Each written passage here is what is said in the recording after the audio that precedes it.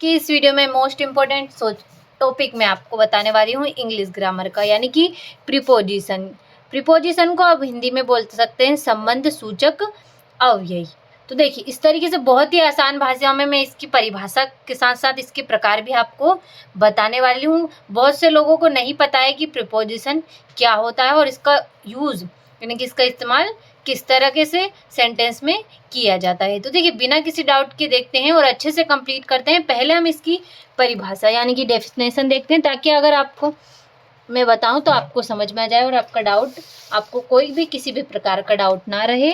तो प्रीपोजिशन, तो हेडिंग डाल लेते हैं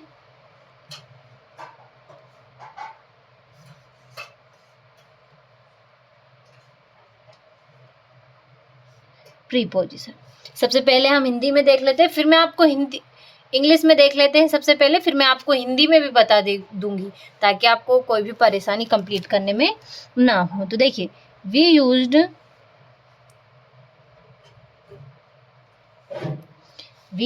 preposition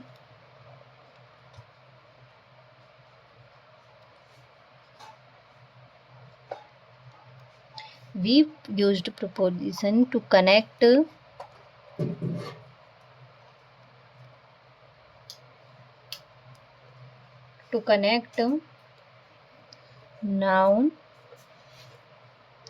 and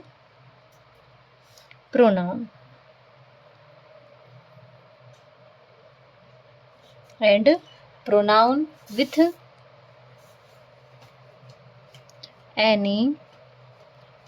with any place and time. देखिए, इस तरीके से आपकी प्रीपोजिशन की डेफिनेशन इंग्लिश में होने वाली है, यानी कि we used preposition to connect noun and pronoun with any place and time. तो देखिए, इसको हिंदी में अगर हम देखेंगे तो प्रीपोजिशन का उपयोग हम नाम तथा सर्वनाम के बीच किसी भी जगह, स्थान, समय के साथ जोड़ने के लिए इसका उपयोग हम करते हैं। तो देखिए, हिंदी में भी मैं आपको बता देती हूँ ताकि आपको कोई भी डाउट ना हो। तो देखिए,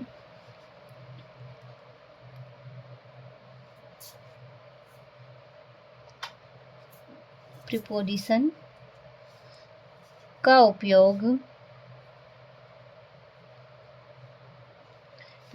का उपयोग हम नाम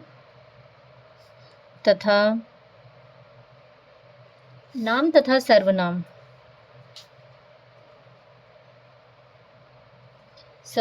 के बीच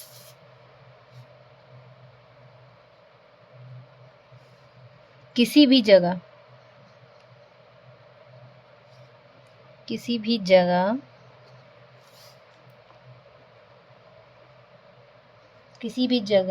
स्थान,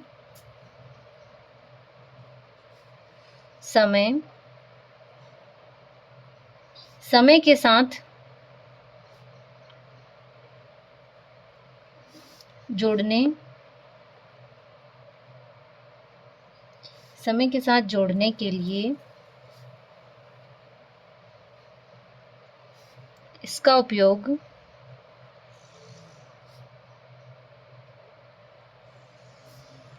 इसका उपयोग करते हैं।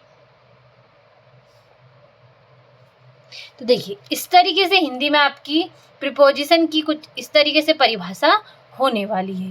देखिए, we used preposition to connect noun and pronoun with any place and time, यानी कि प्रीपोजिशन का उपयोग हम नाम तथा सर्वनाम के बीच किसी भी जगह, स्थान, समय के साथ जोड़ने के लिए इसका उपयोग हम करते हैं। तो देखिए, उदाहरण के तौर पे हम देख लेते हैं कि प्रीपोजिशन का उपयोग किस तरीके से सेंटेंस में होता है। पहले हम उदाहरण देख लेते हैं प्रीपोजिशन किसे कहते हैं। तो देखिए, एग्जाम्पल के तौर पे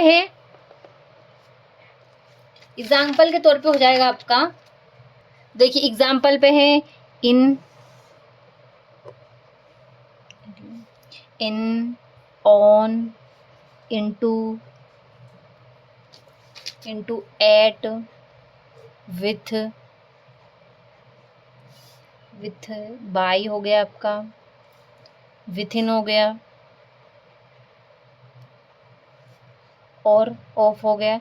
इस तरह प्रीपोजिशन आपकी होती हैं जो इनका उपयोग हम किसी सर्वनाम तथा नाम को जोड़ने के लिए इनका उपयोग हम करते हैं। तो देखिए एक बार मैं आपको सेंटेंस बनाकर बता देती हूँ जिससे आपको क्लियर हो जाए। तो देखिए कक्षा में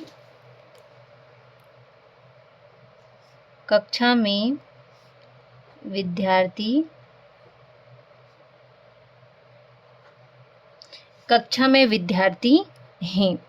अब ये देखिए यहाँ पर सर्वनाम और नाम को कौन जोड़ रहा है, यानी कि मैं यानी कि इन, ये एक प्रपोजिशन है। तो देखिए किस तरीके से बनेगा सेंटेंस आपका, देयर आर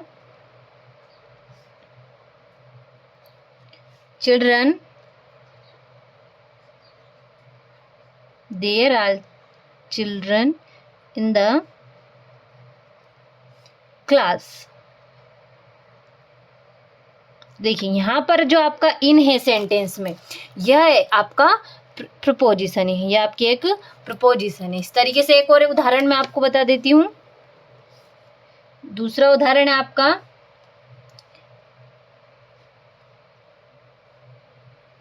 मैं तुम्हारे साथ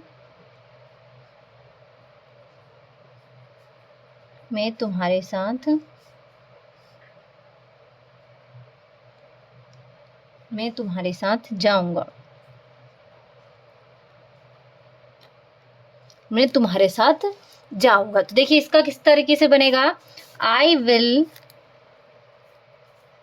गो विथ यू।